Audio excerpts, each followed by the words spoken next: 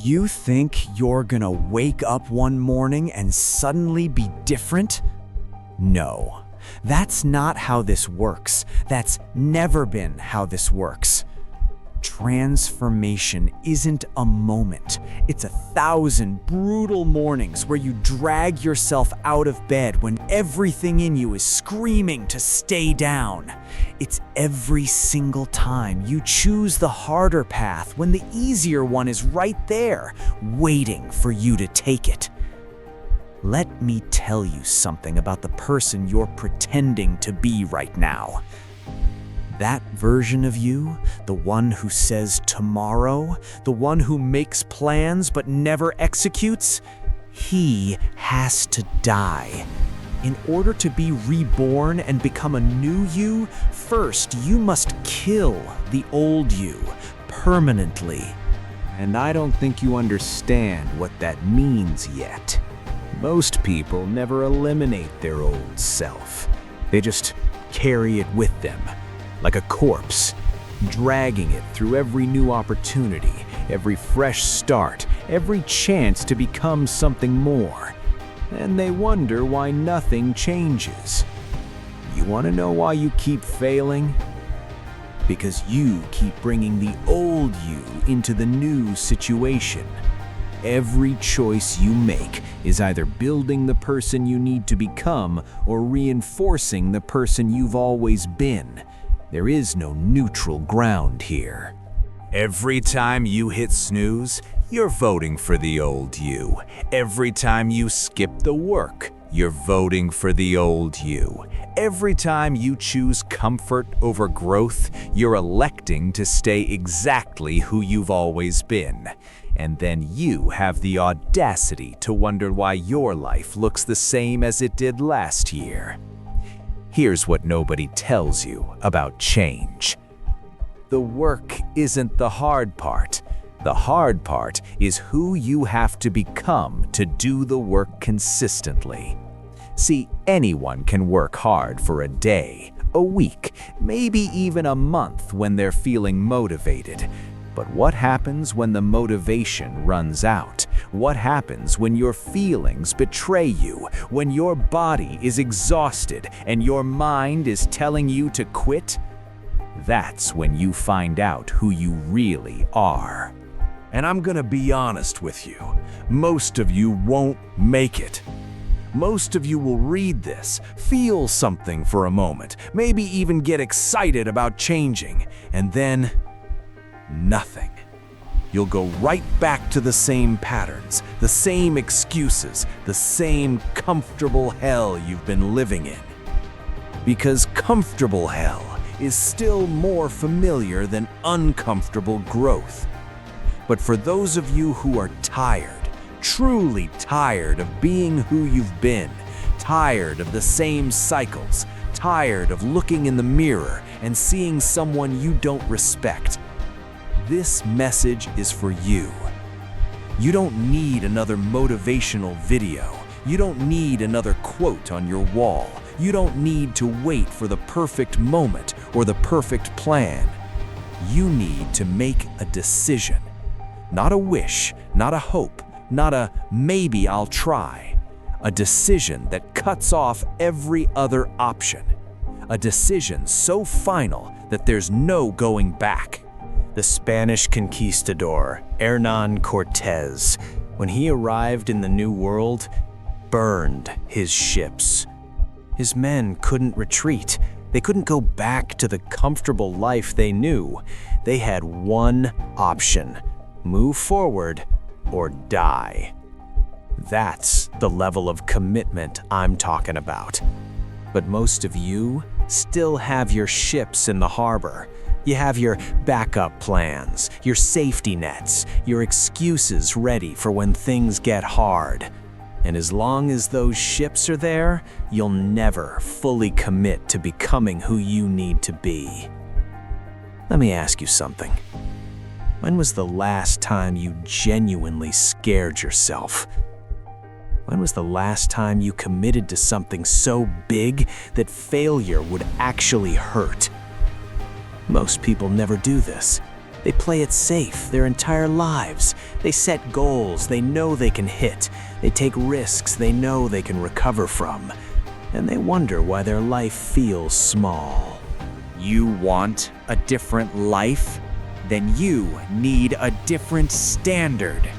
You need to start holding yourself accountable to a version of you that doesn't exist yet. That future version of you, the one who's already made it, who's already done the work, who's already become disciplined and relentless and unstoppable. What would that person do right now? Would they scroll social media for 3 hours? Would they sleep in? Would they make excuses about why they can't start today? No. So why are you? Here's the truth about discipline that nobody wants to hear. Discipline isn't about motivation. It's not about feeling inspired. It's not about having a good day or being in the right mood. Discipline is about disconnecting your actions from your emotions. It's about doing what needs to be done regardless of how you feel. Your feelings are irrelevant to your goals. Read that again. Your feelings are irrelevant to your goals. I don't care if you're tired. I don't care if you don't feel like it. I don't care if you had a bad day or if things didn't go your way. The work doesn't care about your feelings. The person you're competing against doesn't care about your feelings. Time doesn't care about your feelings. So why should you let them dictate your actions? Every single person who's achieved something significant has had to learn this lesson. There were days Michael Jordan didn't feel like practicing. There were days Kobe Bryant's body was screaming at him to stop. There were days David Goggins wanted to quit, but they did the work anyway. Not because they felt like it, but because they understood that feelings are temporary, but the consequences of inaction are permanent. You're going to have bad days, many of them. Days where everything goes wrong. Days where you question if any of this is worth it. Days where you're exhausted, frustrated, and ready to quit. Those days are inevitable.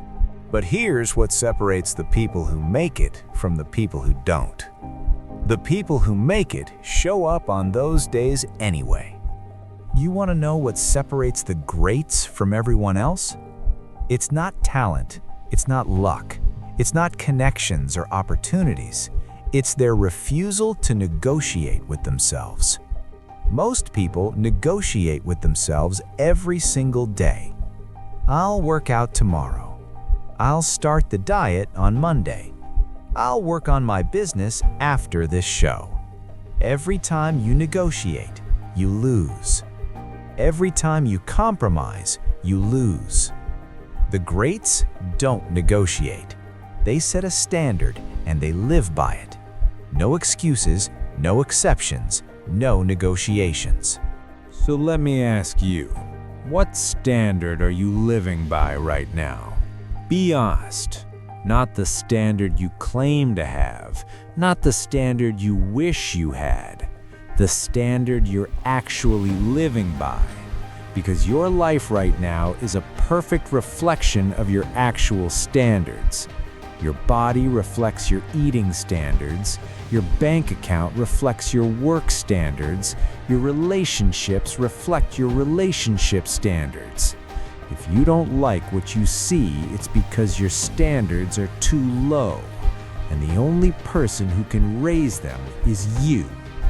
Here's what's going to happen. You're going to close this. You're going to go back to your life, and you're going to have a choice. You can go back to being who you've always been. You can go back to the comfortable patterns, the familiar excuses, the same outcomes. Or you can make a decision right now, a real decision. The kind of decision that terrifies you because you know there's no going back. You can decide that starting right now, the old version of you is dead. That person who made excuses, dead.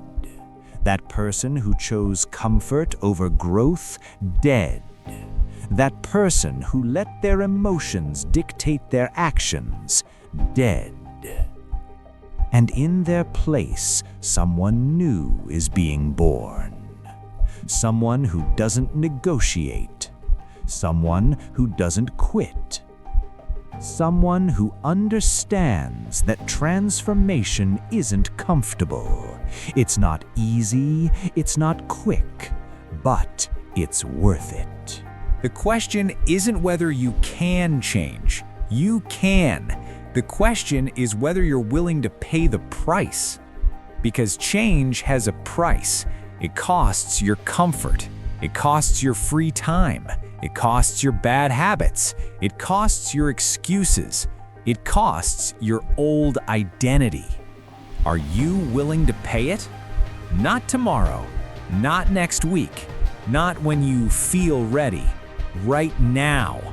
Because if you're not willing to pay the price today, you won't be willing to pay it tomorrow. And the debt just keeps growing. So decide right now, are you going to be someone who talks about change or someone who becomes the change? The world doesn't need more people with potential. It needs people who are willing to do the work to realize that potential. So what's it going to be? Because I promise you this, a year from now, you're going to look back at this moment, and you're going to either be grateful you started, or you're going to regret that you didn't. The choice is yours. It's always been yours. Now move.